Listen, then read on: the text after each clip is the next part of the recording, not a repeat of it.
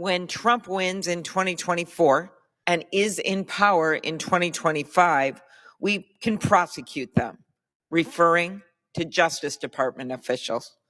That was just last August. At his hearing before the Judiciary Committee, we gave Mr. Patel numerous opportunities to explain, to walk back his threats.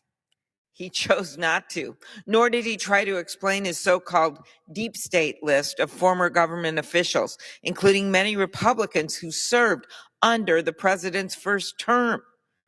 This list of his deep state government gangsters, as he called them, list included former Defense Secretary Mark Esper, former CIA Director Gina Haspel, former National Security Advisor John Bolton, and former Attorney General Bill Barr. Bill Barr, who had received so many compliments from people in this body, from so many Republicans, including the chair of the Judiciary Committee. I remind our colleagues on the other side of the aisle that Bill Barr wrote that putting Patel in charge of the FBI, promoting him in any way, would only happen, quote, over his dead body, end quote.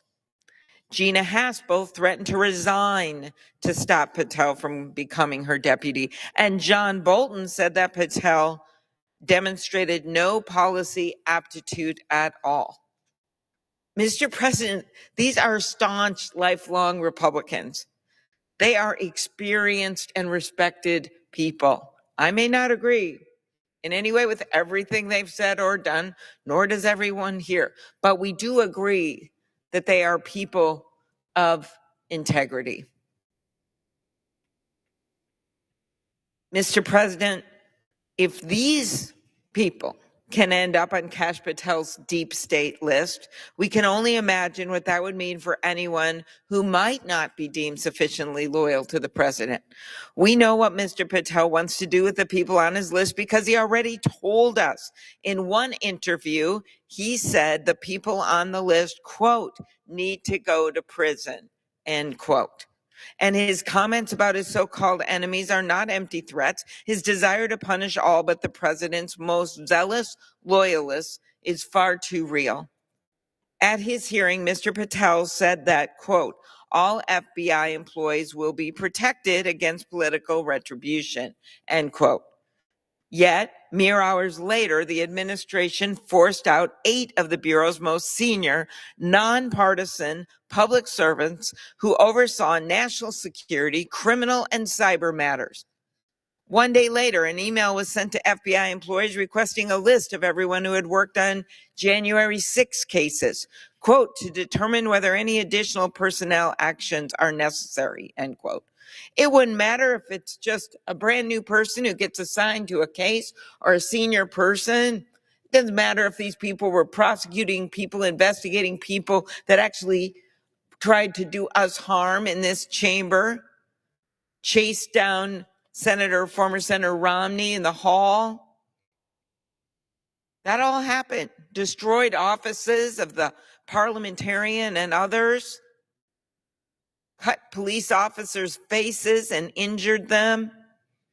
And then, when in any crime scene you'd have it investigated, this guy, Kash Patel, is questioning those FBI employees that were simply assigned to the case to work on them. This is not the person we should be putting in charge of the FBI. And I know my colleagues know this. So many of them that were there at the time supported Christopher Wray. I voted for Christopher Wray. He was Donald Trump's choice to run the FBI, but I thought that he would be a man of integrity, and he was. I will also note that applications to the FBI have tripled since he's been in office during that time period because he's improved morale, they've been doing their job, and people want to go work there.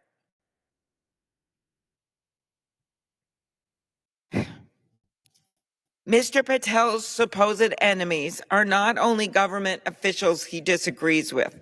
He has threatened the press as well. No one agrees with every story the press writes. I certainly don't. And I'm sure Many of my colleagues have read stories about them that they don't like, but we believe in this country in the First Amendment.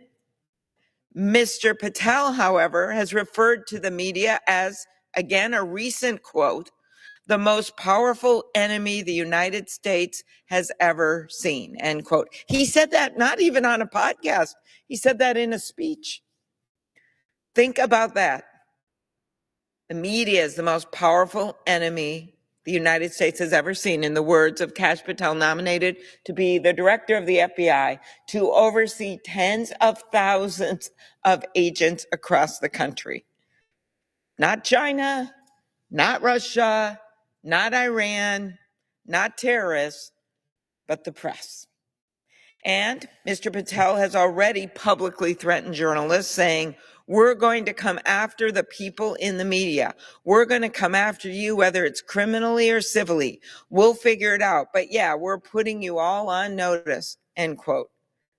This isn't someone who has any business running the world's premier law enforcement agency.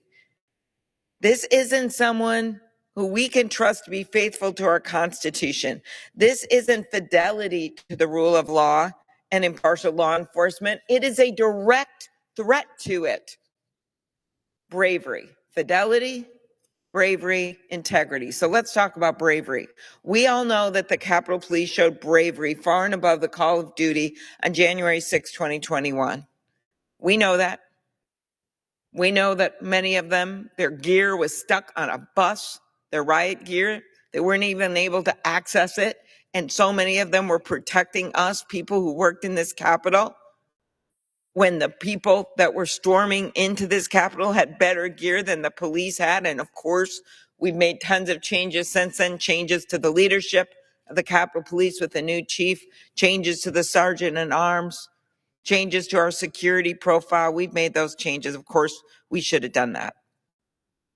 But what we do know is they showed bravery. But rather than recognize the officers' bravery, Mr. Patel accused those who testified in the January 6 hearings of lying.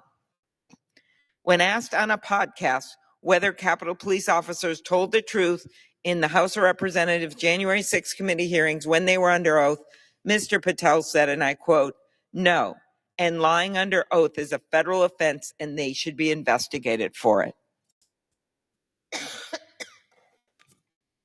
Once again, our colleagues on the Judiciary Committee gave him the chance to walk back these comments during his hearings. And once again, he chose not to. In fact, he claimed this wasn't accurate. It was exactly what he said. We have the evidence. We have the facts. We have the proof. Right there, his words. I would think facts and truth and the proof should matter to someone who is asking to be head of the Federal Bureau of Investigation, but it doesn't. Literally, this is on YouTube. Anyone listening today could look it up. The men and women of the Capitol Police aren't criminals, they're heroes. And so are the men and women at the FBI who every day put their lives on the line to keep us safe. But Kash Patel disagrees. He wrote in his book, again recently, that, quote, "The FBI has become so thoroughly compromised that it will remain a threat to the people unless drastic measures are taken," end quote. And he called the men and women of the FBI, quote, "utterly corrupt," end quote. How do you think that makes people feel? People out in Minnesota who are going after bank robbers or gangs or drug rings because Kash Patel didn't like one investigation of a bunch of mobsters that came into this Capitol and beat up police. And then he said he wanted the list of everyone that was involved in that. I don't think the FBI is a threat to the people like Mr. Patel. I don't think it's utterly corrupt. And I don't think my Republican colleagues believe that either. I think they admire the people that work at the FBI. In fact, under Mr. Wray's leadership, as I noted, the morale of the agents and personnel at the FBI has improved significantly, 3 times as many people, as I noted, applying as agents. These agents deserve a director who will have their back and continue building the morale at the Bureau, not someone who denigrates their service. And as Kash Patel has done, again, we've got it, his voice saying it, calls for their headquarters to be shut down and turned into a museum. That was one of his later comments. The men and women of the FBI show us every day what it means to embody bravery. And now we need to show them that we too can be brave and tell the president on this one, no, this is not the right person. We know he's your friend. We know you've hung out with him a lot, but this is not the person for this job. I asked my colleagues to vote no on just one of these nominees. I voted yes on some of them. I looked at their credentials. I made a decision. Maybe it wouldn't have been the first person I picked, but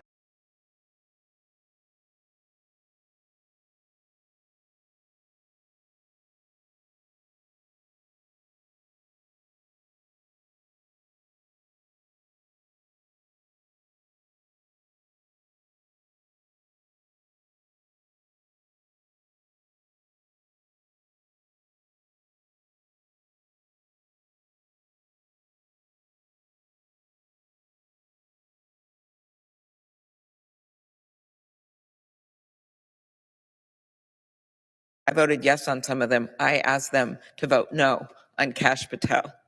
Integrity, FBI, integrity, I. The FBI runs on facts. It runs on truth. Without truth, the whole system breaks down. And in his hearing, Mr. Patel made clear why Americans should be so concerned about putting someone in charge of the FBI who clearly does not have the integrity the job demands. Mr. Patel did not even have the integrity to stand by his own words that we had on YouTube. Instead of disavowing or providing explanations for his past statements, he repeatedly misled the committee, dodged questions, and claimed ignorance. Claimed he didn't remember things he'd said just a few months before. Why would you want someone in the FBI who doesn't remember things they said only a few months before? This is irresponsible at best and deceitful at worst. The director of our nation's most powerful law enforcement agency must be forthright and trustworthy. He must follow the facts and carefully analyze evidence before drawing conclusions. Unfortunately, Mr. Patel has proven that his allegiance is to the president, not to the truth.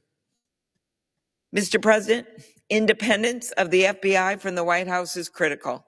We recently saw courageous prosecutors stand up for an independent justice system. They resigned instead of carrying out politicized orders from the administration. These were not liberal lawyers. These were not members of the resistance. The acting U.S. Attorney for the Southern District of New York, Danielle Sassoon, was a Federalist Society member and a clerk to Justice Scalia.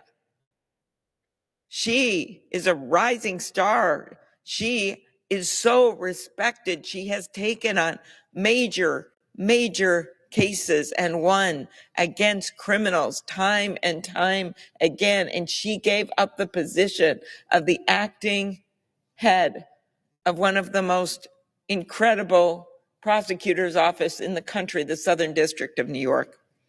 And the lead prosecutor of the case, Hagan Scotton, was a decorated Iraq war veteran. He clerked for Justice Roberts and Justice Kavanaugh when Justice Kavanaugh was on the Court of Appeals. In his resignation letter, he wrote, "I expect you will eventually find someone who is enough of a fool or enough of a coward to file your motion, but it was never going to be me." I think we should think about those words when we take our votes. I expect you will eventually find someone who is enough of a fool or enough of a coward to file your motion, but it was never going to be me.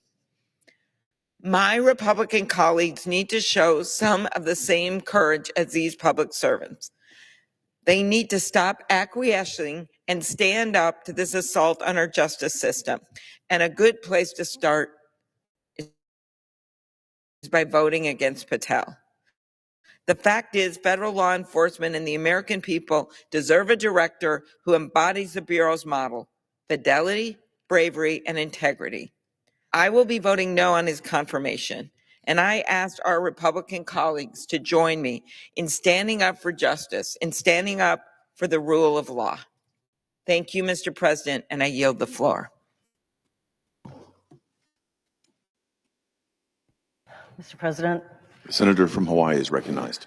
Mr. President, as the leading law enforcement agency in our country, the FBI does critical work every single day to keep our nation, to keep us safe.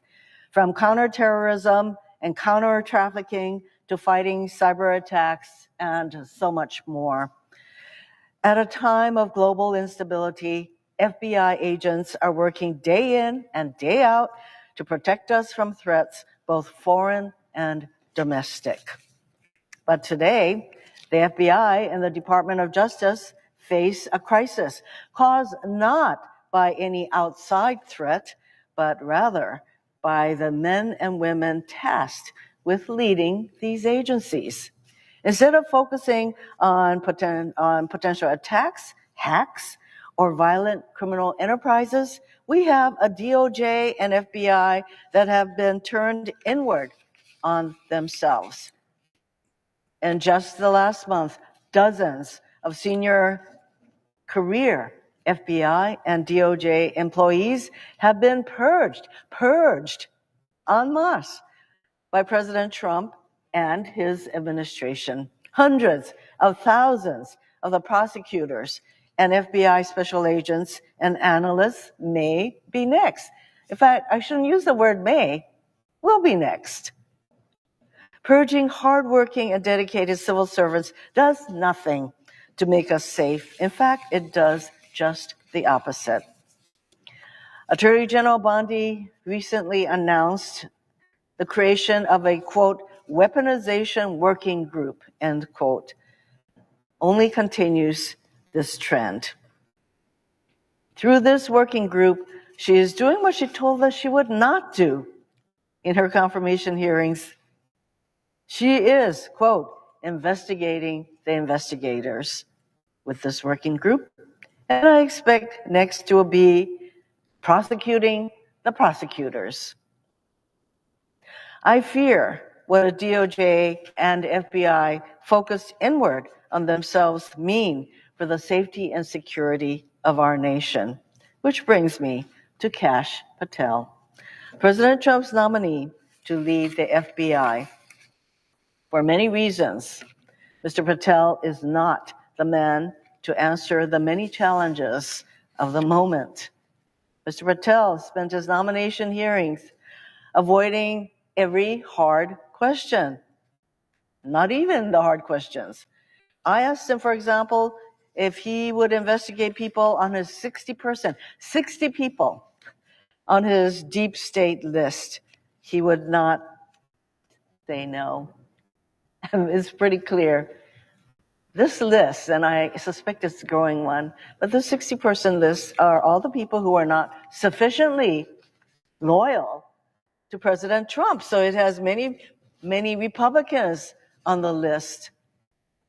And what the heck is he planning to do with that list? Believe me, it's not because they're going to be commended for the work that they did. I asked him in his hearings whether he profited from selling supplements to detox the COVID-19 vaccine. Supplements he promoted on his social media channels. He did not answer. I asked him if Donald Trump lost the 2020 election. He would not answer. He claimed not to know an anti-Semitic extremist named Stu Peters, despite the fact that he appeared in this person's program 8 times. He tried to claim no involvement with the January 6th choir made up of inmates serving in prison for their part in the violent insurrection on January 6th at the Capitol. And of course, we all know all of these inmates have been pardoned en masse by the president. He claimed no involvement with this choir, despite promoting them and hawking their merchandise for years. He was unwilling to provide any details about his grand jury testimony related to the January 6th insurrection, testimony he had to be compelled to give after taking the Fifth Amendment. And of course, Mr. Patel has the same rights as any American to plead the Fifth. But we have an equal right to ask him, as the nominee for the FBI director, no less, why he did so, and to learn what his ultimate testimony was. The one thing Mr. Patel did testify to in response to a question from Senator Booker about whether he was, quote, aware of any plans or discussions to punish FBI agents or personnel associated with Trump investigations, quote. And his response was that he was, quote, not aware of that. We have since learned of credible evidence that Mr. Patel perjured himself with that statement. Mr. President, Mr. Patel is totally unfit to lead the FBI. It's clear he won't discern fact from fiction, and that he will be loyal to Donald Trump and Donald Trump only, which means total disregard for the Constitution and the rule of law. Ours is a nation of laws. But Mr. Patel's nomination is one more indication that Donald Trump fancies himself above the law, even referring to himself as king in a recent tweet, and will weaponize the law however he wants to advance his political agenda. Mr. Patel is a dangerous nomination that will make our country less safe, less secure, and erode America's trust in the FBI. Mr. President, our administrative agencies, and certainly the Department of Justice and the FBI, do not exist to be used as tools for retribution by Donald Trump, Pam Bondi, or Kash Patel. But that is exactly what is happening with our agencies and the firing and the purging of thousands of people who are doing the job of the people. What can be thinking in supporting Mr. Patel to lead an agency that has the tools to spy and go after all the people that he doesn't like? I urge my colleagues to vote no on his nomination, and I yield back.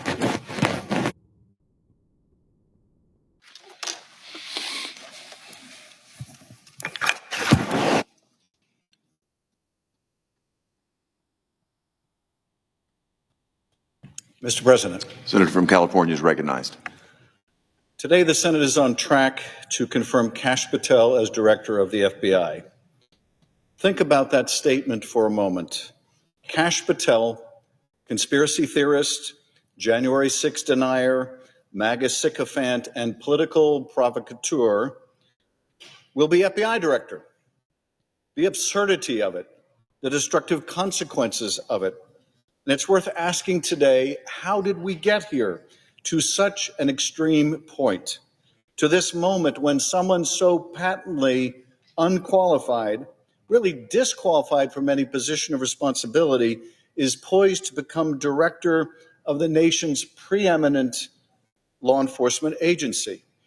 Earlier today, I stood with my colleagues out in front of the FBI headquarters, a building that Kash Patel promised to dismantle on his first day as FBI director and turn into a museum of the deep state, the home of a department that we all know he will convert into a political weapon for the president who is a serial lawbreaker and will use Patel as a tool for retribution against his enemies.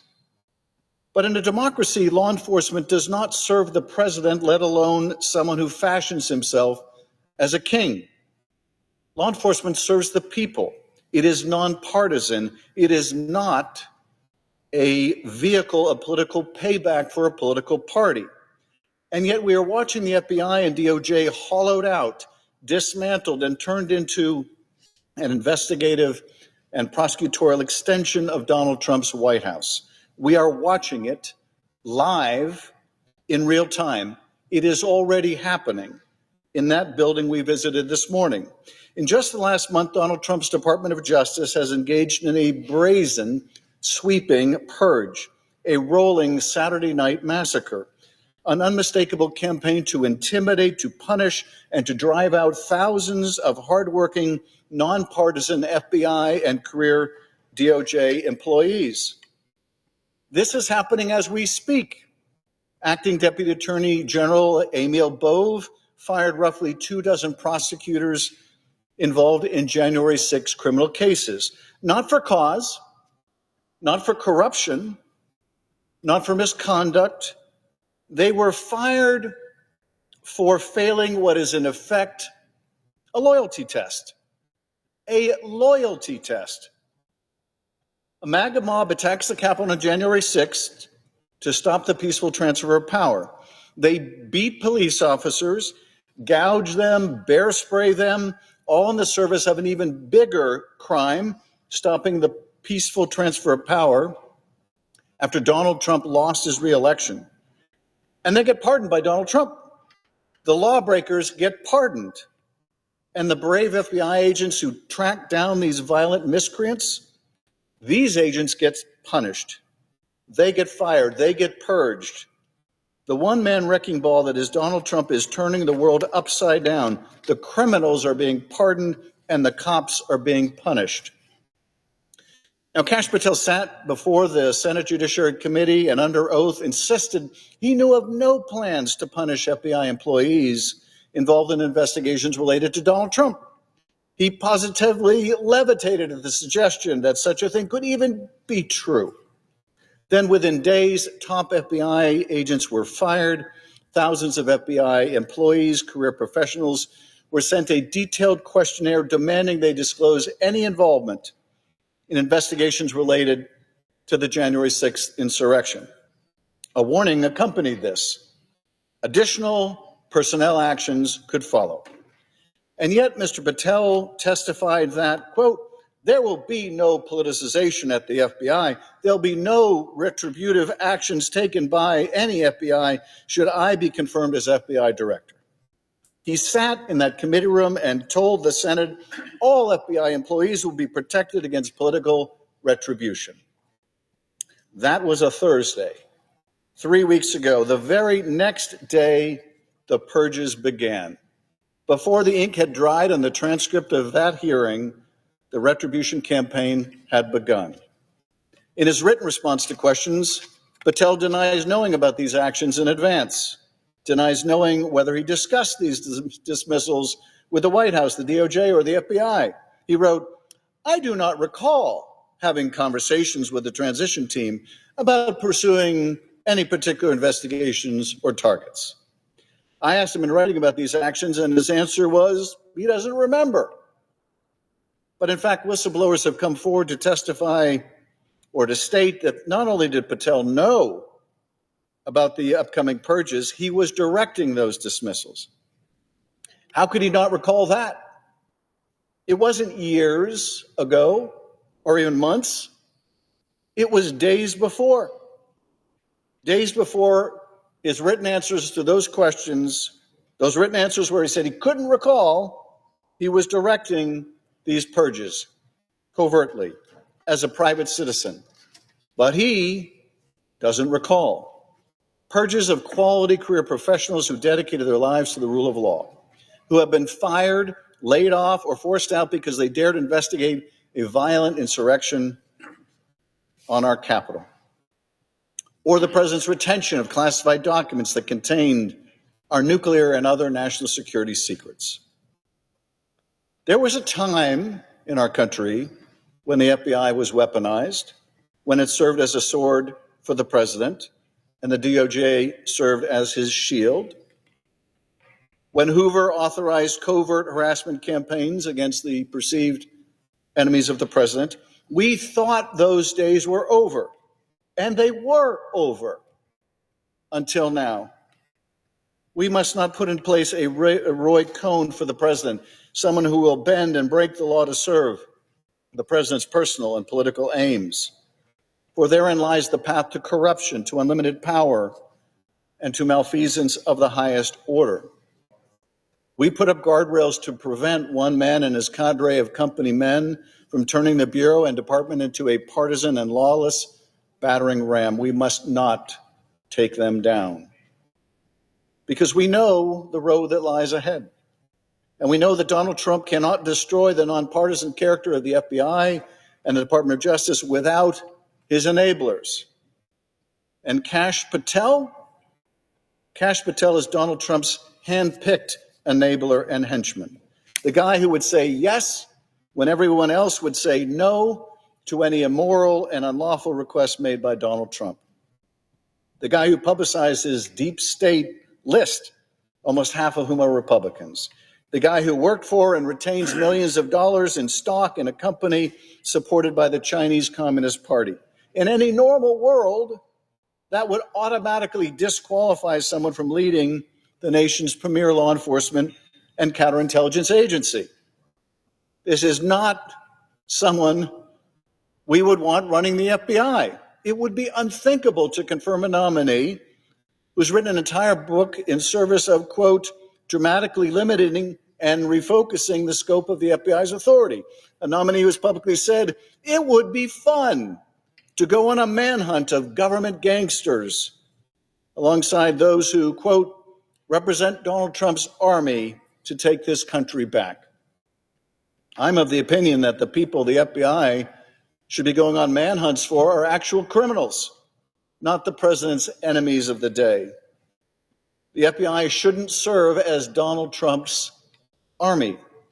Alas, we will not soon forget the last time Donald Trump's army presented itself to us, when they beat down the doors of this Capitol, when they attacked law enforcement and sought to overturn an election. Mr. Patel is quite familiar with that mob. He celebrated them in song. Now, Mr. Patel tried to deny his association with the January 6th choir. He said he had nothing to do with their recording. But earlier on Steve Bannon's podcast, he was all too proud to brag about it. Quote, so what we thought would be cool is if we captured that audio and then, of course, had the greatest President Donald J. Trump recite the Pledge of Allegiance, then we went to a studio and recorded it, mastered it, digitized it, and put it out as a song, now releasing exclusively on the War Room.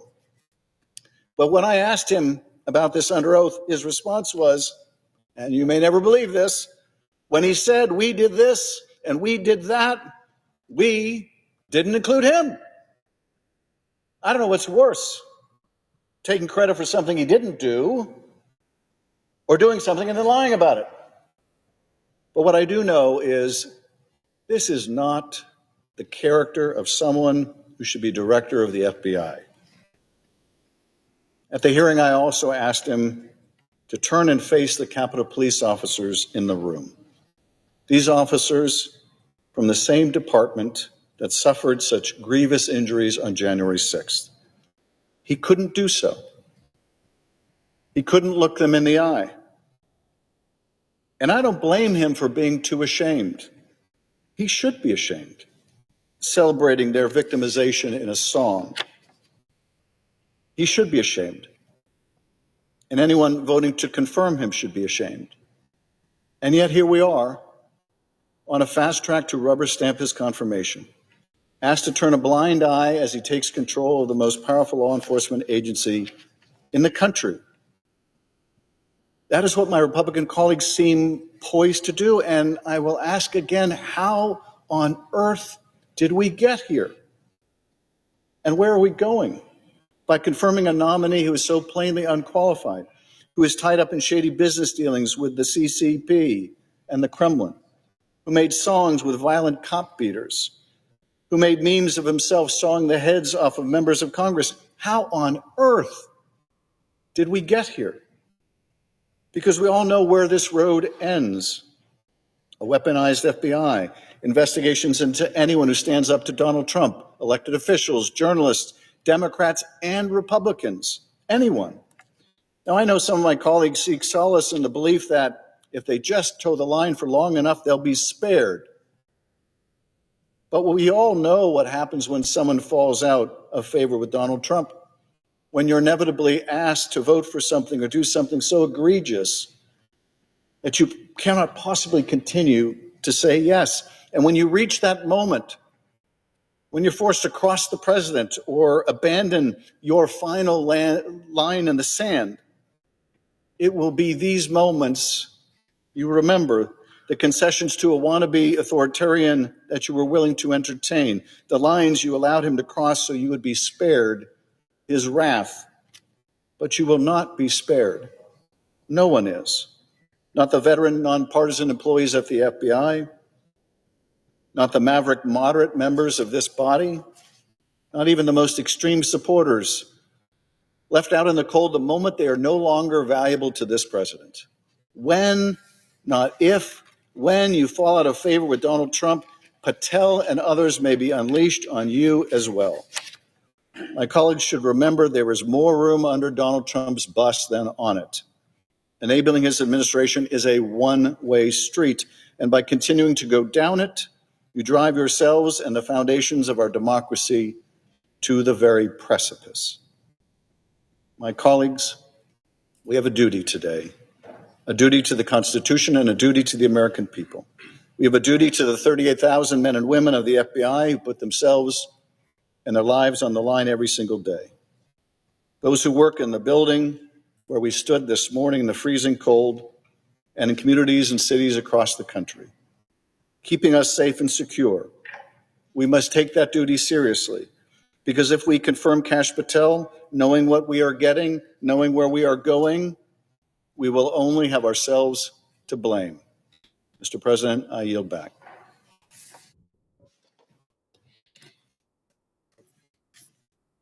The senator from Rhode Island is recognized.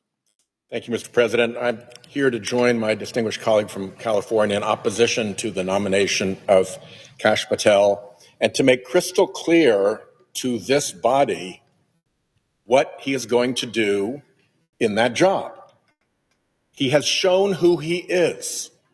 So when these things go wrong, I want to be absolutely clear that our Republican friends were warned. They will own the consequences of Kash Patel's misbehavior. Let's start with the fact that unlike any FBI director before, this guy is a vitriolic partisan.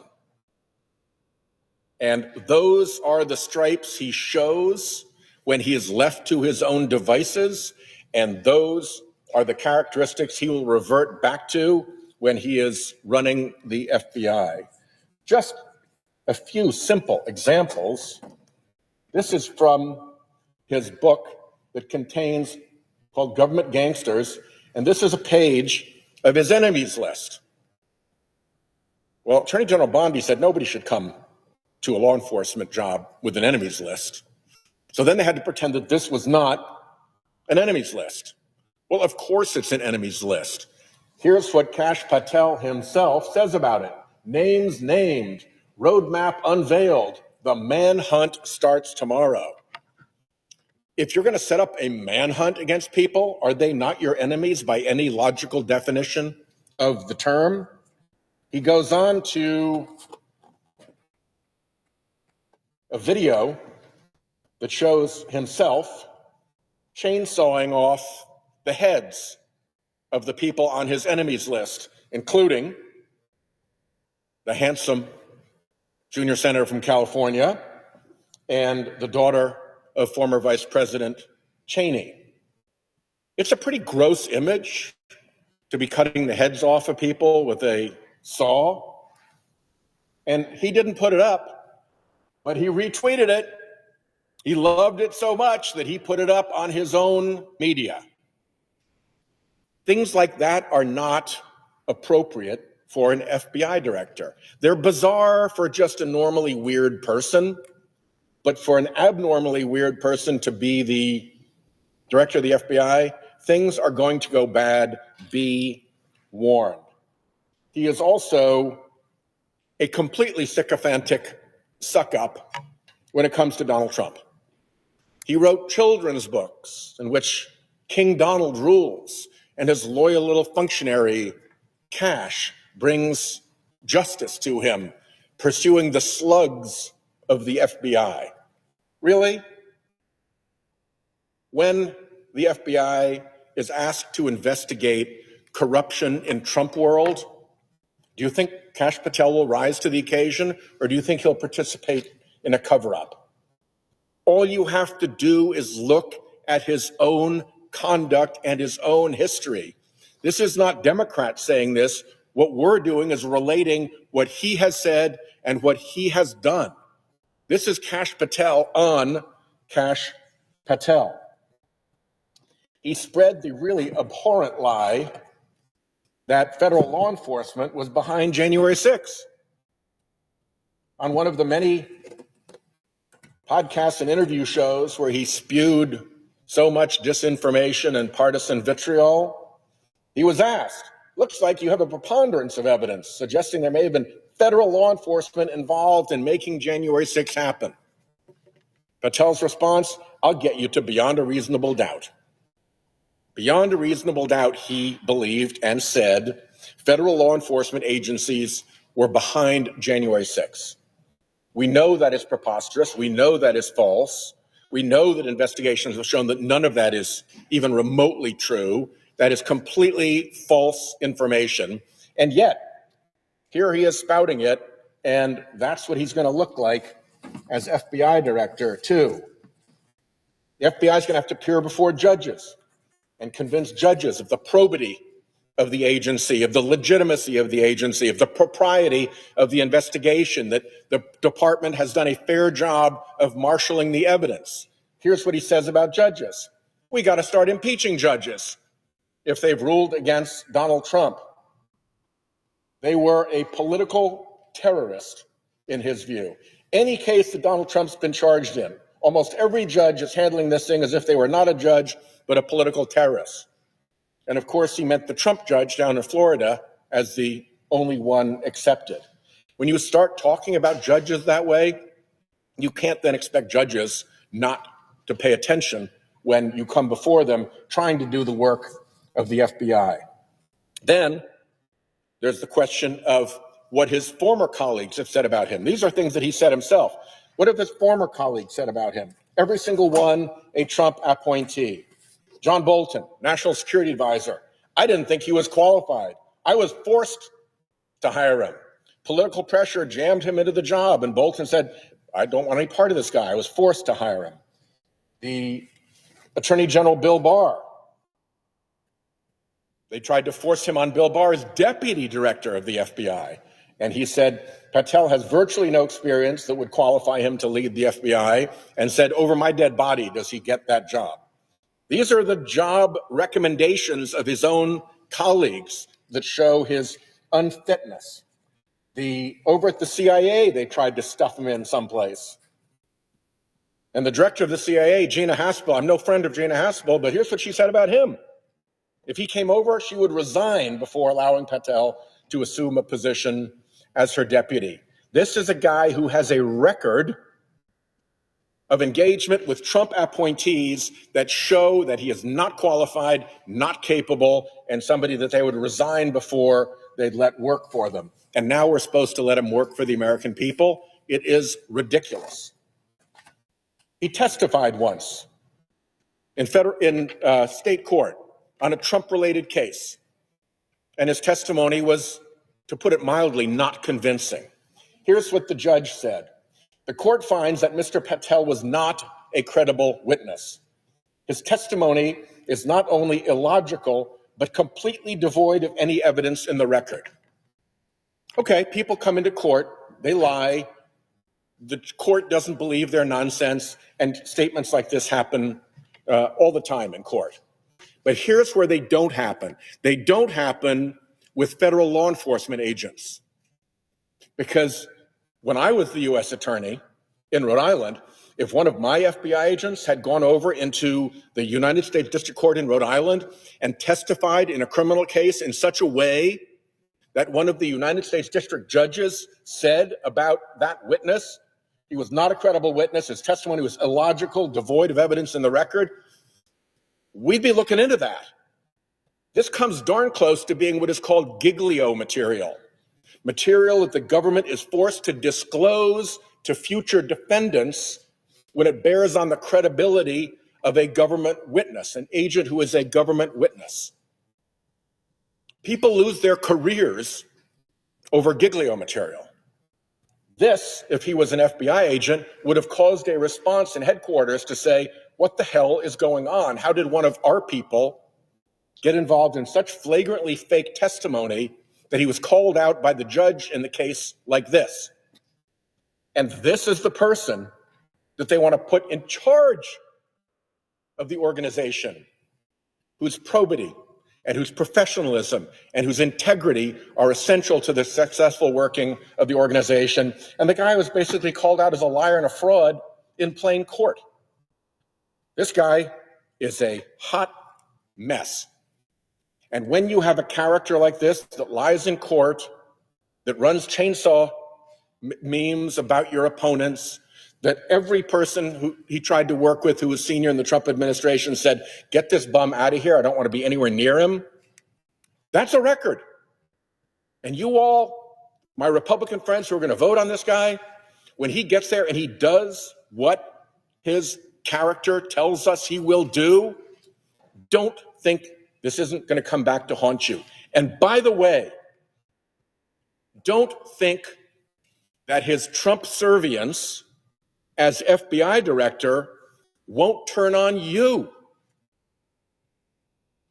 Just because he's a vitriolic partisan who despises Democrats doesn't mean that when Trump's ire moves someplace else to Republican office holders, he won't be there to deliver the FBI as an enforcer against you.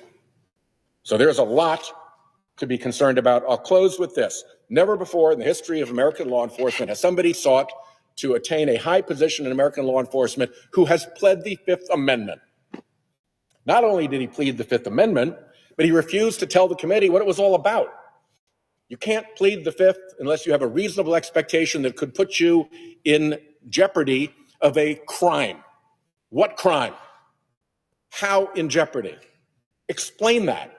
You're not just a normal person. You're trying to be the head of the FBI. In a civil case, pleading the Fifth entitles the judge to instruct the jury to draw an adverse interest about your testimony, that the jury can find against you because you took the Fifth. Why we have not had a straight answer yet from our Republican colleagues about why the guy who wants to be the head of the FBI pled the Fifth? It is an unprecedented, terrible situation. With that, I yield the floor.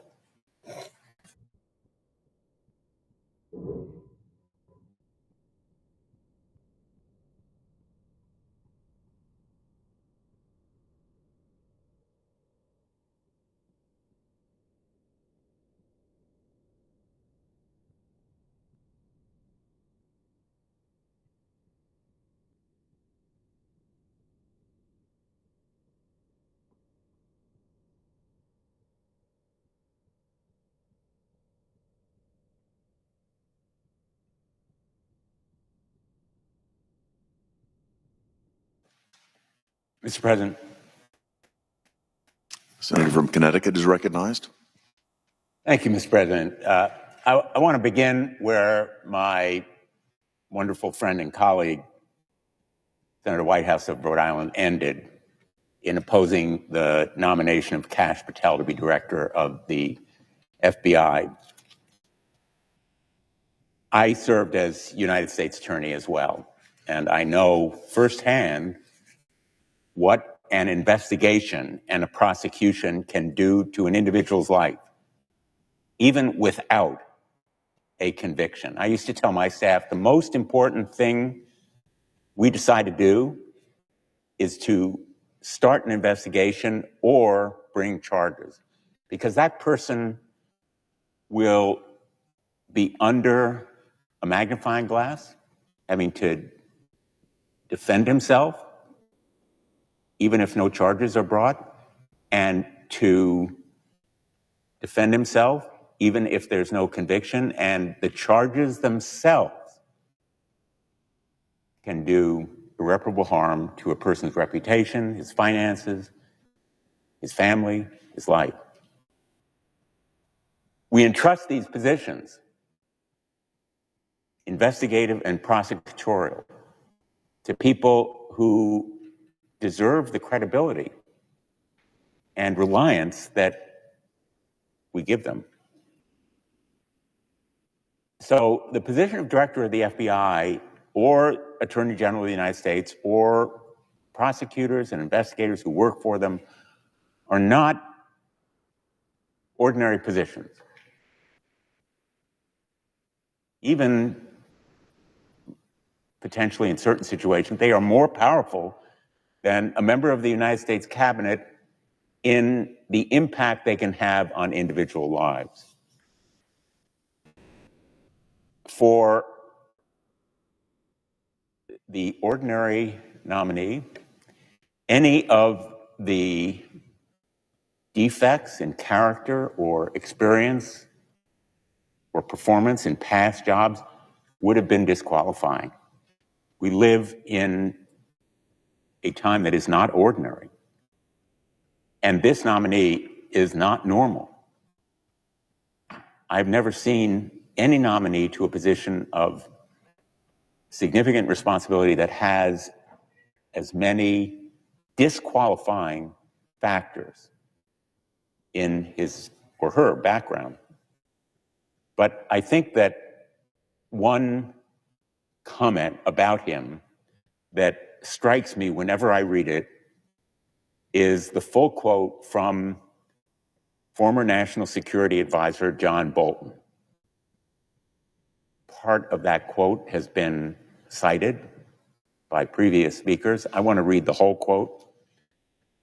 Kash Patel's conduct in Mr. Trump's first term and thereafter indicates that as FBI director, he would operate according to secret police chief Lavrenti Beria's reported comment to Joseph Stalin, "Show me the man and I'll show you the crime."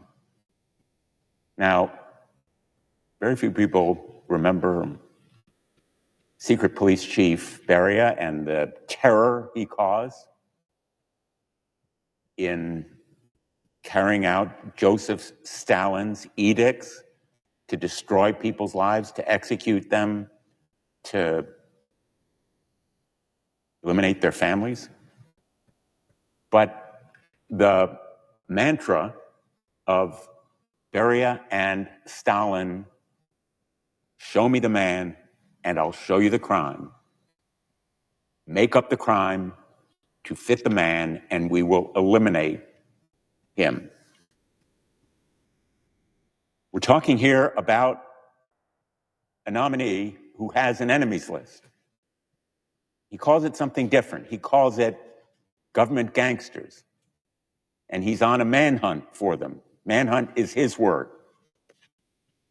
You can use different words, but the point here is he is on a mission to use the powers of this office in Donald Trump's name for political retribution against his enemies, against Trump's enemies, against MAGA's opponents. To use these institutions for political retribution is the height of irresponsibility. Even to hint at it ought to be disqualifying, and he has made it explicit in his past writings and his statements and speeches, not just a couple of times. It is a theme that runs through his public comments, that eliminating enemies through the use of prosecution is not only acceptable, but it's desirable. The FBI is a very special agency, 38,000 civil servants, including 13,000 special agents who go after international and domestic terrorism, cyber criminal syndicates, foreign espionage, organized criminal enterprises, including drug cartels, sexual exploitation, and human trafficking, and many other crimes that affect our lives and the lives of everyday Americans across the country. All different backgrounds, races, religions can be victims of crime that the FBI investigates.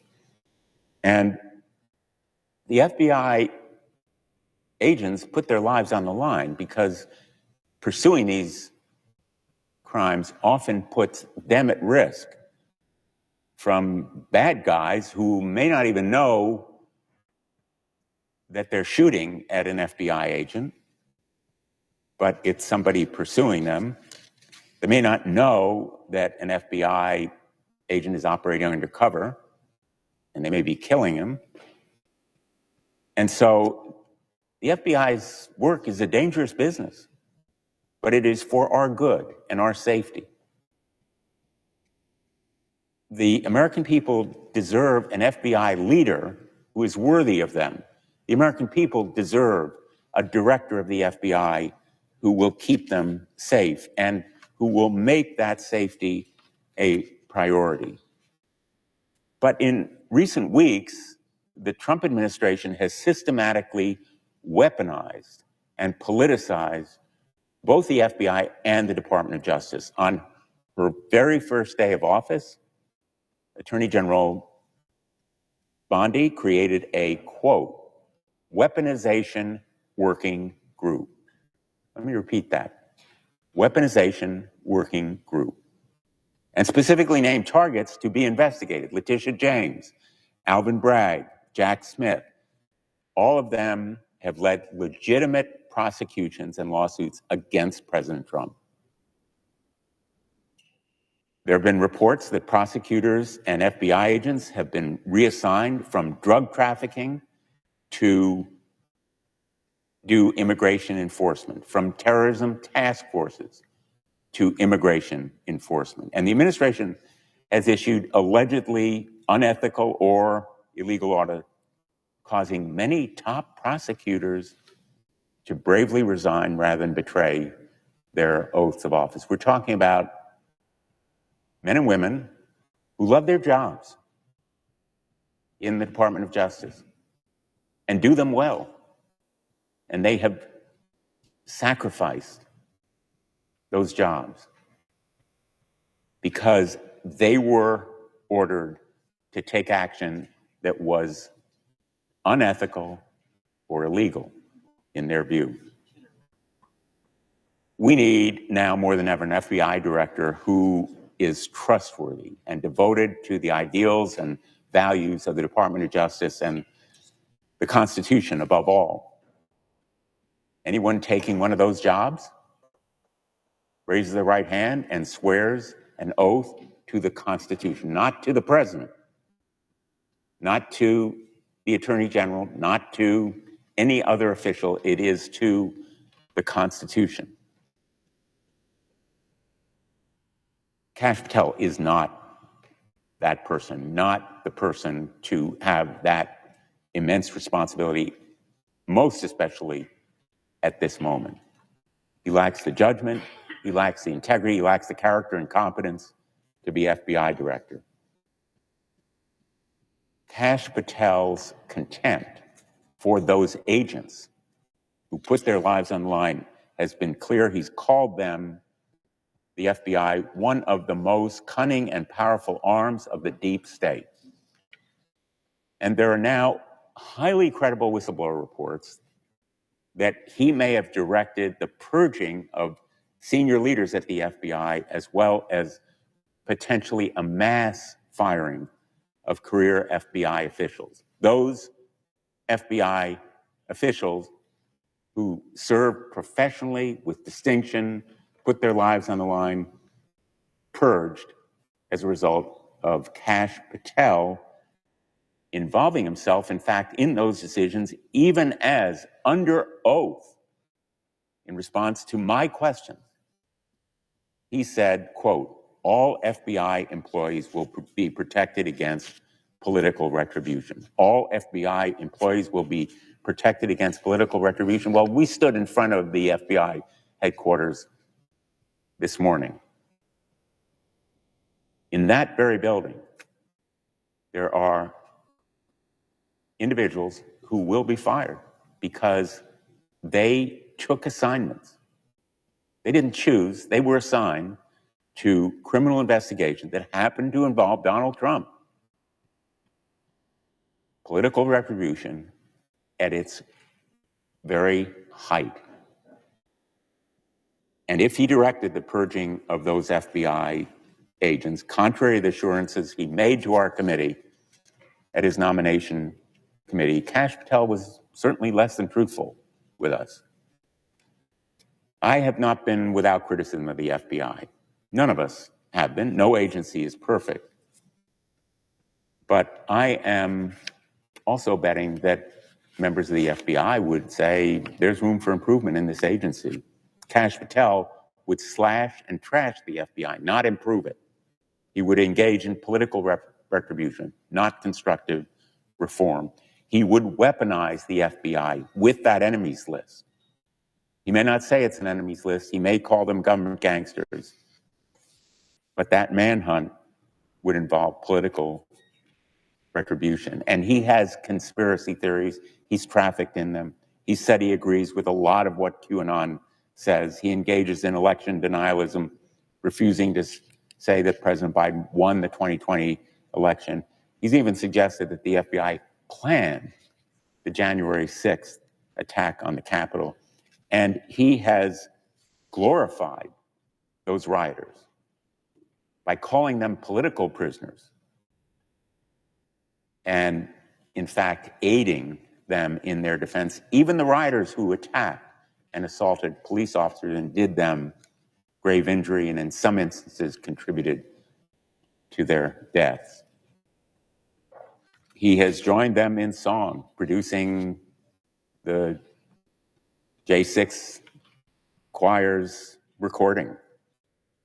And he has refused to be honest when it really matters, pleading the Fifth Amendment in the case about Donald Trump's handling of classified documents, and then denying us, or at least refusing to cooperate in providing us with access to the testimony that he offered. The litany of questionable comments, actions by this nominee shows he lacks the character and competence for this job. I've talked about roughly half a dozen various different facts in his background, statements, comments, actions that would be individually disqualifying. Altogether, they paint a picture of someone who has no proper role anywhere near a law enforcement agency, let alone director of the FBI. I'm appalled that my Republican colleagues voted for him in committee unanimously on their side. I'm appalled that so few may vote against him on the floor today. But I am absolutely sure of this one thing. This vote will haunt anyone who votes for him. They will rue the day they did it. To my Republican colleagues, think about it. Think about what you will tell your constituents, more important, your family, maybe your grandchildren, about why you picked and voted for this person who will so completely and utterly disgrace this office and do such grave damage to our nation's justice system. Mr. President, I yield the floor.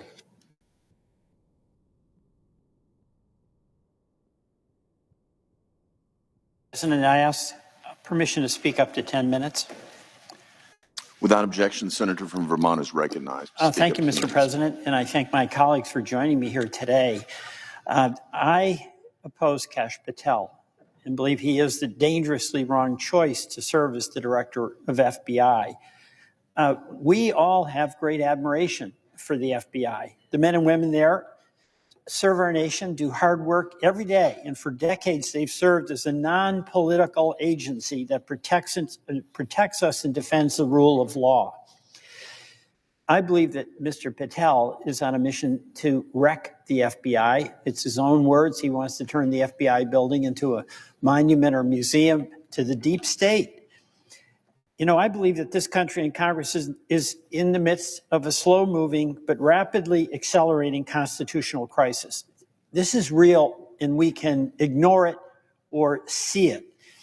It began most visibly, of course, in January 6, 2021, when two norms of this republic, the peaceful transfer of power and the renunciation of violence to affect the outcome of a vote count and certification, were breached, and where many members of the House and Senate also voted against certifying the election of the person chosen by the people in their own states. The president continues to say that the election was stolen, and he has coached his nominees to embrace the big lie. Mr. President, the first month of the Trump administration has shown a contempt for the Constitution, an acceptance of lawlessness that is dangerous to the future of our republic. President Trump's election denialism was only an early sign of his disregard for the norms and requirements of the Constitution. Now empowered in a second term by a Congress and a judiciary which refuse to assert their independence, Mr. Trump has enacted executive order after executive order to dismantle our institutions. He doesn't have the authority to do what he's doing. The federal funding freeze, clearly unconstitutional, invasion of the Article 1 power of the purse, shutting down agencies created by Congress without authority, revoking birthright citizenship, a constitutional provision that he asserts he can do by executive order, removing leaders of independent agencies created by Congress, clearly unlawful, firing inspectors general in violation of notice requirements created by Congress, unlawful, firing government employees who have civil service protections, clearly unlawful, and pushing really a quid pro quo order at the Department of Justice to drop charges against a corrupt mayor in New York so he'll accede to whatever the wishes are of the Trump administration regarding local enforcement. And that's only a short list. And we have reached a point where a federal judge has found that the White House defied his order to release billions of dollars in federal grants, marking the first time that a judge has expressly declared that the Trump administration is disobeying a judicial mandate. That is trouble. The country is headed into a situation where, in addition to acting without authority, the president and his enablers are indicting, he will defy rulings from the third branch of our government. Vice President Vance has made it very clear what his point of view is on judges. Judges aren't allowed to control the executive's, quote, legitimate powers. And if the courts don't like it, let them enforce it. Of course, under our Constitution, since Marbury versus Madison, the court is the final arbiter of what is legitimate or what is not. And the executive branch must enforce the laws as interpreted by the co-equal branch of government. Mr. President, it is my view that this administration is showing maximum contempt for core constitutional values, including, most importantly, the separation of powers. This is not about what the president's agenda is. This is about his disregard about the limits that apply to each branch of government. And we have a dilemma. There are many in Congress that are fully in support of President Trump's policies. That's his right to pursue them, any member's right to support them. But it has to be that we accept our unique responsibility, each of the 100 U.S. senators, that we have to guarantee that in pursuit of those policies, it is done within constitutional boundaries. That is the glue that has held this country together through thick and thin for nearly 250 years. You know, this is not just talk about civic aspiration. It's a recognition that the separation of powers, that the system of checks and balances, we're custodians of that, each of us here. That the concept of the executive's ambition should be matched with the ambition of the legislature. That's what's held us together through the turmoil of our own history. We have fierce debates about important public policy matters, but what allows us to resolve them, despite intense disagreements, is staying within the guardrails of the Constitution. That process is being threatened directly and aggressively. The president's attack on our Constitution on January 6th has continued to this day. We've witnessed a renunciation of the decision that the American people made in the 2020 election by President Trump's nominees. Many of them who came before us, including Mr. Patel, were unable to simply say who won the 2020 election. They continued the stop the steal narrative even 4 years later. And now we have President Trump in his first month in office acting in ways that continues to challenge the constitutional order. I'm voting against Mr. Patel primarily, but not exclusively, because he's clearly an instrument in that effort to continue eroding the precepts of the Constitution on separation of powers. And I urge all my fellow senators, Republican and Democrats, to embrace the responsibility we have to assert our responsibility and authority as a co-equal branch.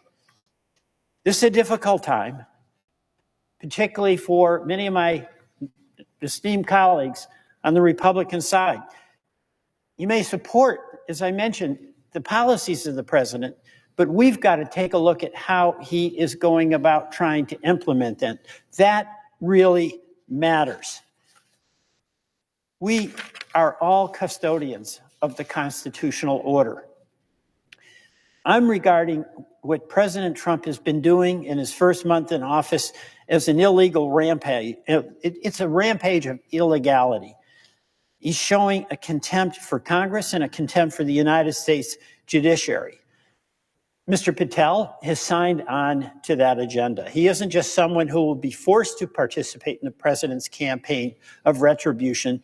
He's an active participant. He's got his enemies list. We know this because his own words said what was the FBI doing planning January 6th for a year? No basis for that other than to set up the attack on the good men and women of the FBI. Mr. Patel is the one who created a list of deep state individuals. This is like Russia kind of stuff, half of whom are Republicans in the so-called deep state.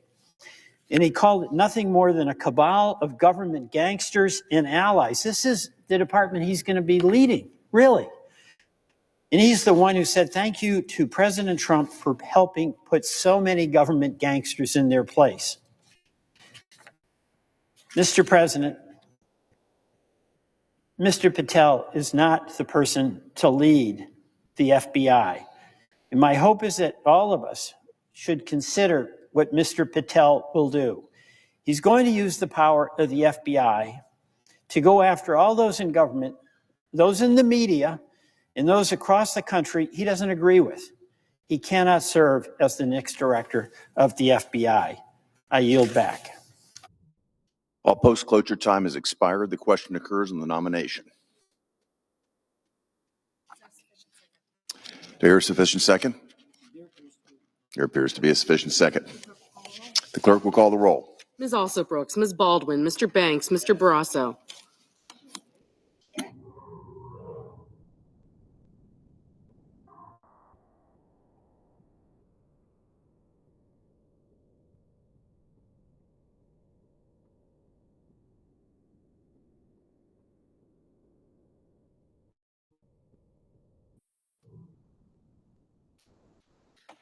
Mr. Bennett.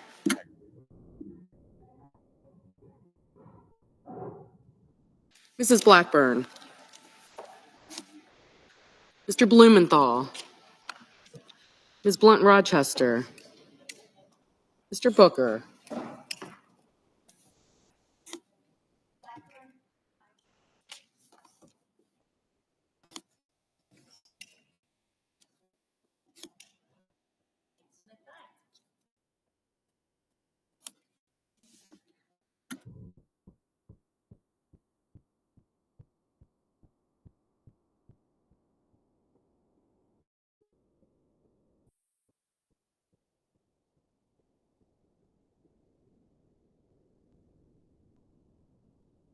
Mr. Bozeman. Mrs. Brett. Mr. Budd. Ms. Cantwell. Mrs. Capito.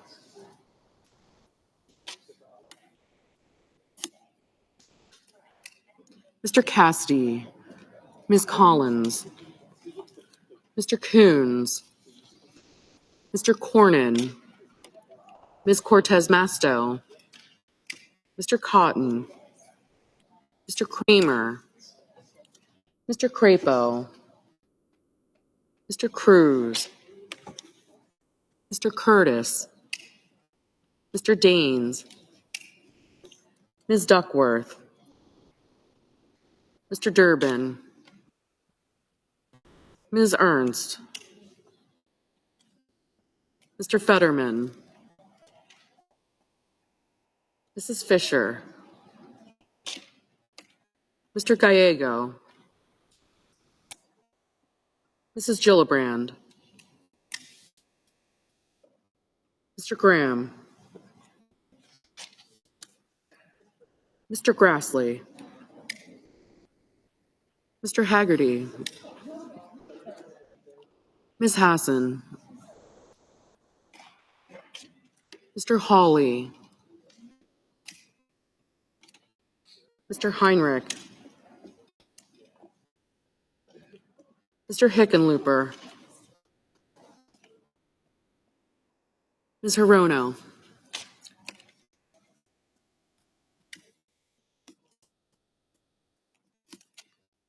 Mr. Hoven. Mr. Husted. Mrs. Hyde-Smith. Mr. Johnson. Mr. Justice. Mr. Kane.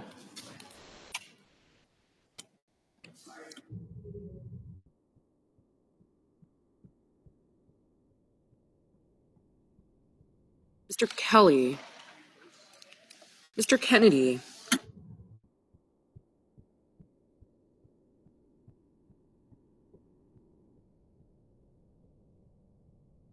Mr. Kim. Mr. King. Ms. Klobuchar. Mr. Langford. Mr. Lee. Mr. Lujan. Ms. Lummis. Mr. Markey. Mr. Marshall. Mr. McConnell. Mr. McCormick. Mr. Merkley.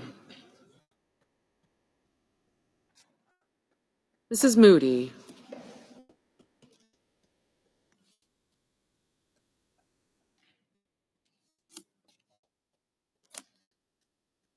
Mr. Moran. Mr. Moreno. Aye. Mr. Mullen. Ms. Murkowski.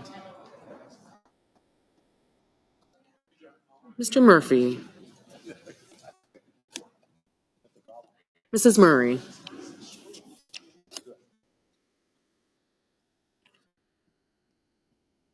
Mr. Ossoff.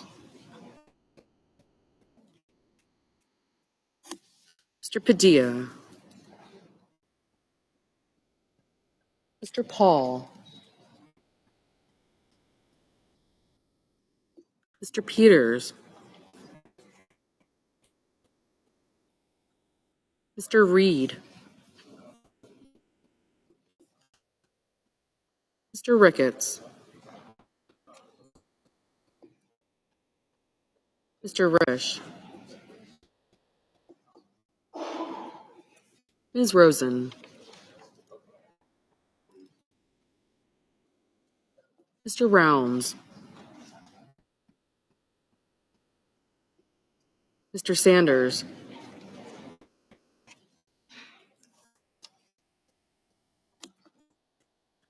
Mr. Schatz. Mr. Schiff. Mr. Schmidt. Mr. Schumer.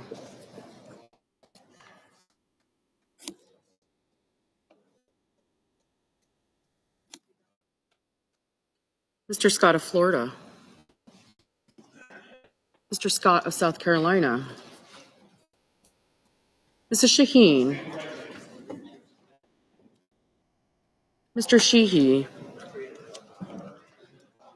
Ms. Slotkin. Ms. Smith. Mr. Sullivan. Mr. Thune.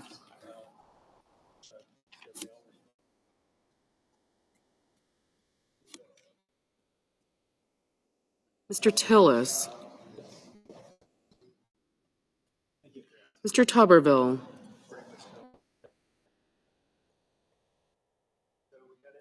Mr. Van Hollen.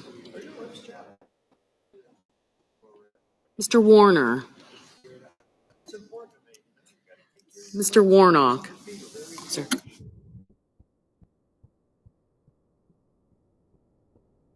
Ms. Warren. Mr. Welch. Mr. Whitehouse.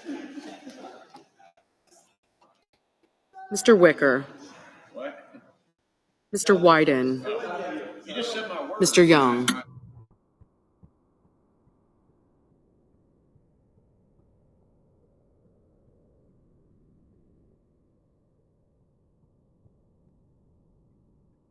Senators voting in the affirmative: Banks, Barrasso, Blackburn, Britt, Budd, Cassidy, Cotton, Ernst, Grassley, Haggerty, Hawley, Hyde-Smith, Kennedy, Moreno, Paul, Schmidt, Scott of Florida, Tillis, and Young.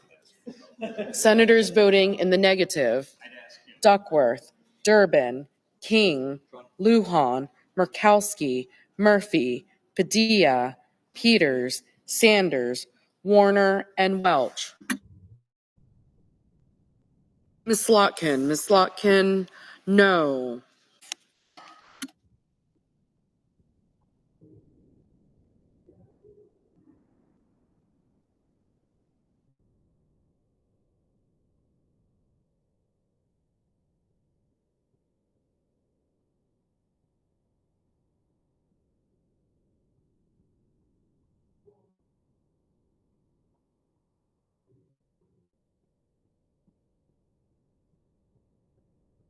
Mr. Sheehy, aye.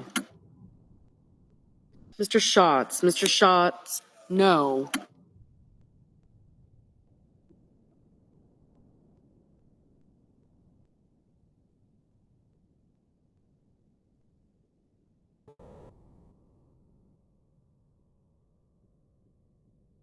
Mrs. Moody, aye.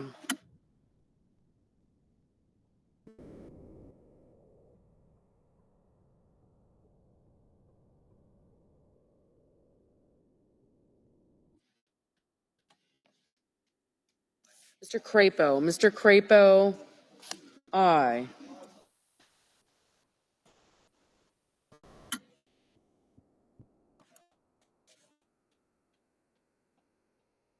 Mr. Scott of South Carolina, aye. Ms. Rosen, no.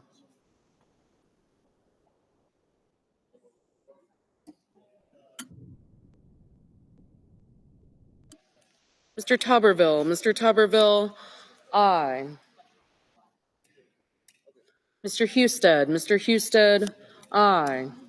Mr. Johnson, aye.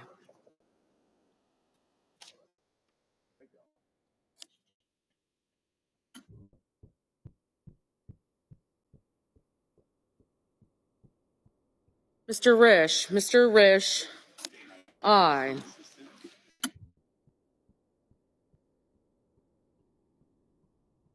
Mr. Kelly, no.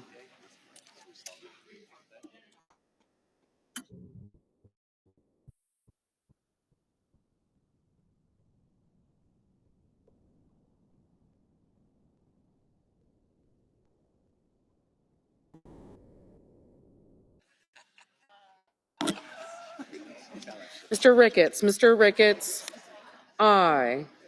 Mr. Blumenthal, no. Mr. Daines, aye. Mr. Justice, aye.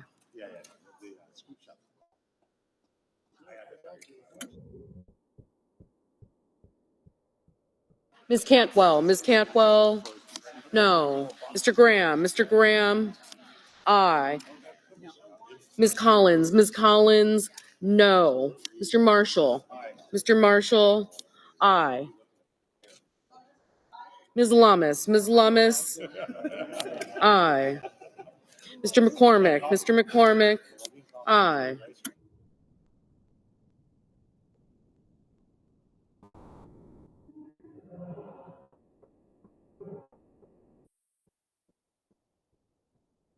Mr. Schumer, no. Mrs. Gillibrand, no.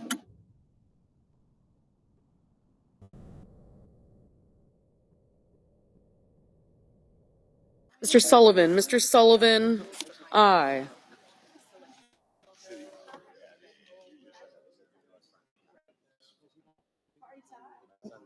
Mr. McConnell, aye. Mr. Wyden, no.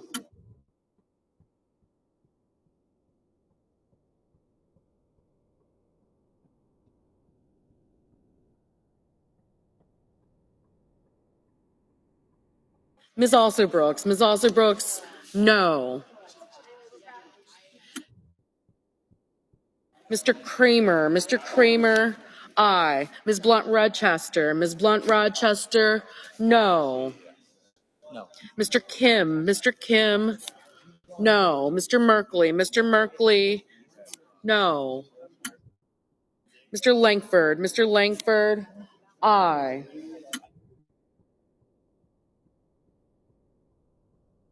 Mr. Kane, no.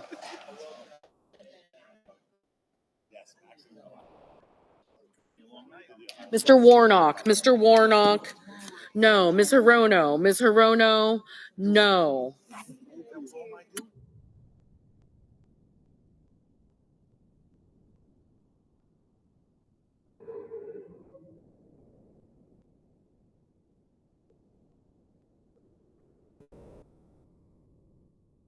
Mr. Booker, no. Mrs. Murray, no. Mr. Heinrich, no.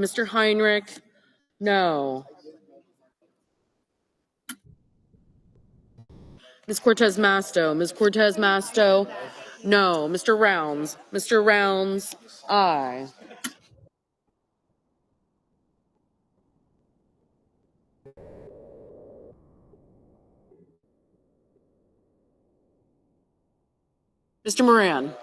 Mr. Moran, aye.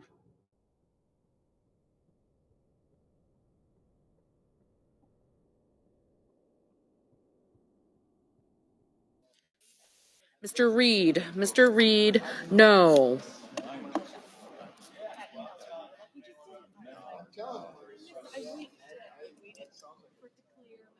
Mr. Thune, aye.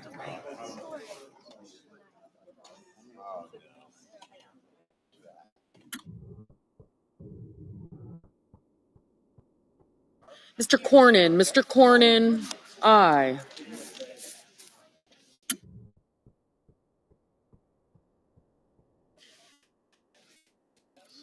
Ms. Warren, no. Ms. Hassan, no. Mr. Ossoff, no.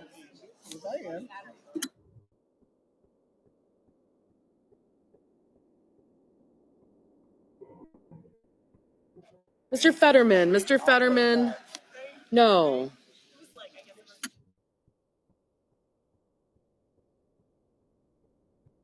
Ms. Smith, no.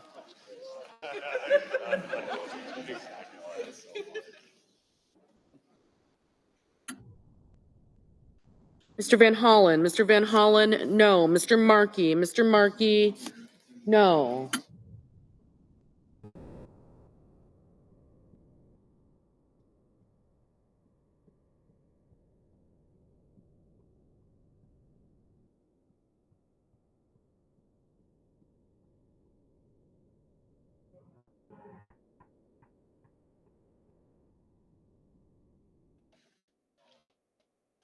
Mr. Coons, no.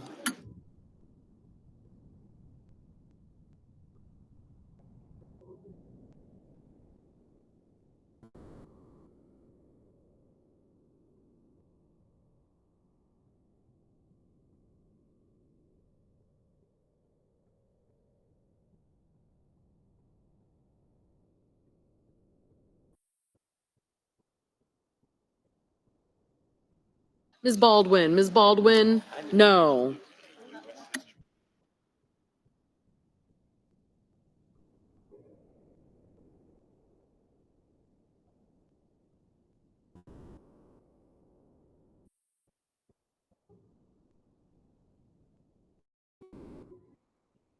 Mr. Hickenlooper, no.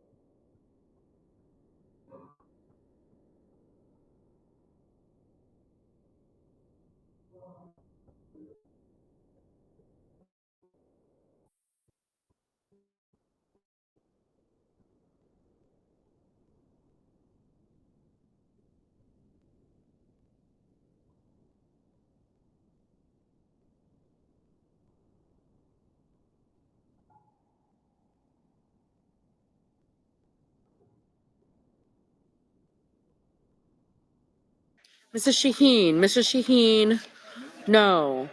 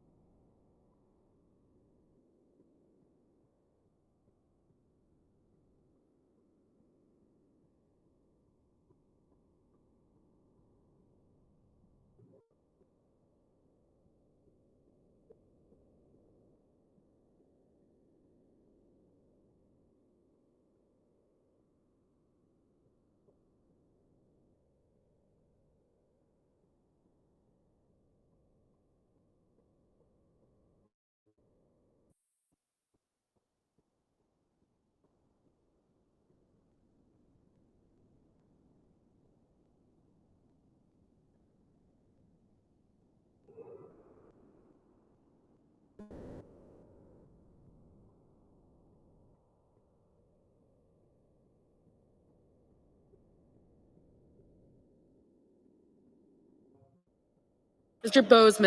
Bozeman, aye.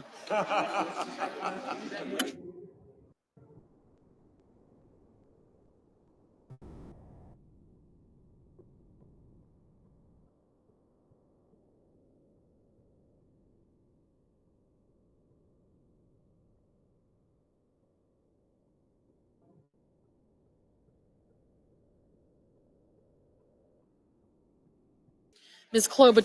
Klobuchar, no. Mr. Hoven, aye.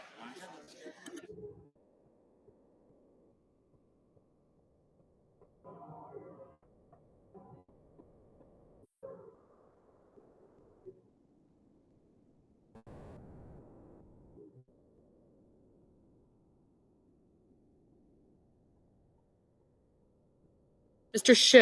Schiff, no.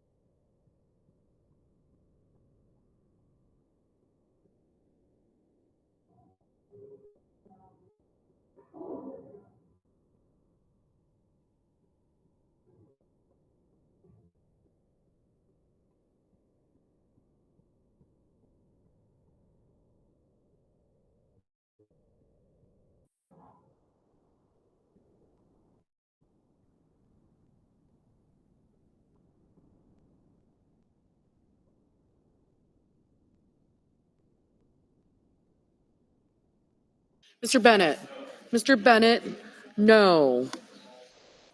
Mrs. Capito, aye.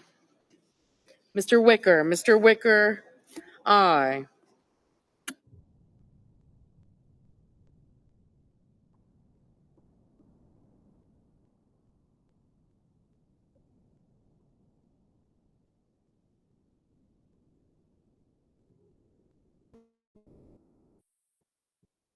Mrs. Fisher, aye.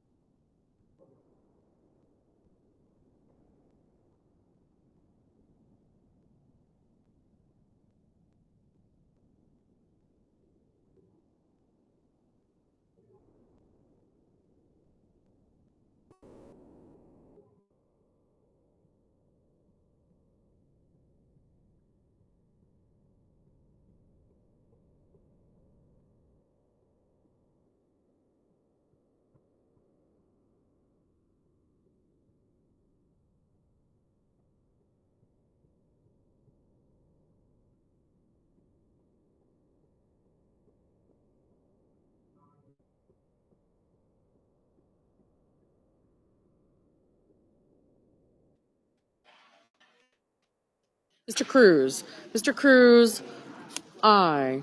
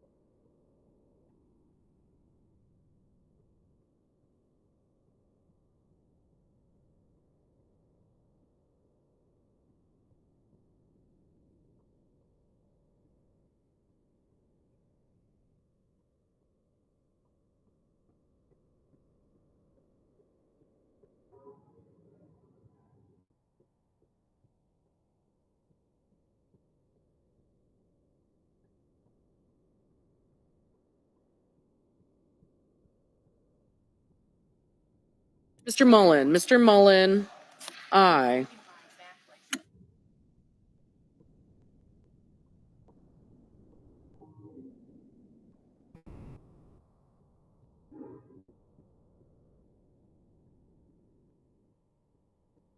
Mr. Lee, Mr. Lee, aye.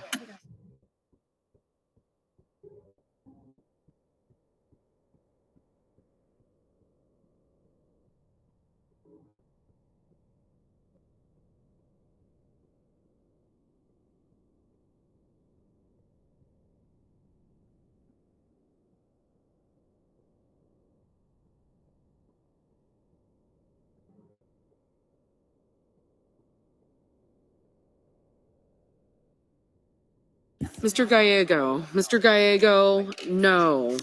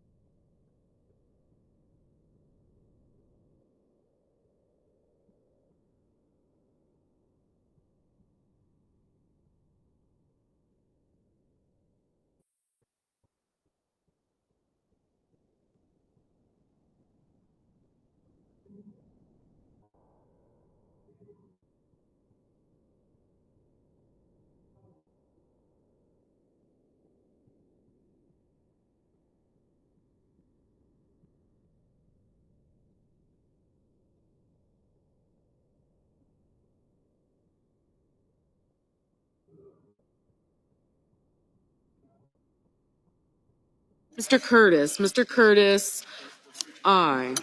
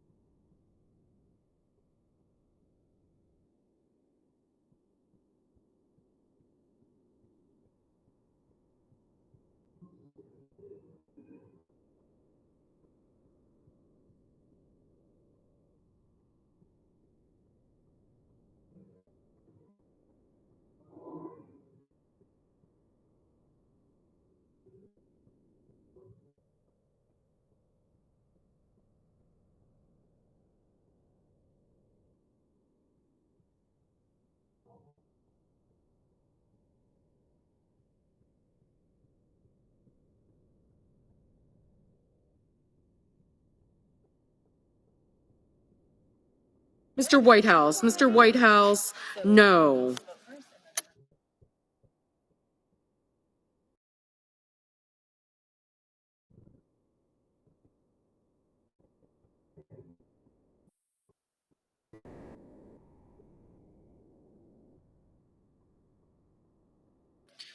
The yeas are 51. The nays are 49. The confirmation is confirmed. Under the previous order, the motion to reconsider is considered made and laid upon the table, and the President will be immediately notified of the Senate's actions.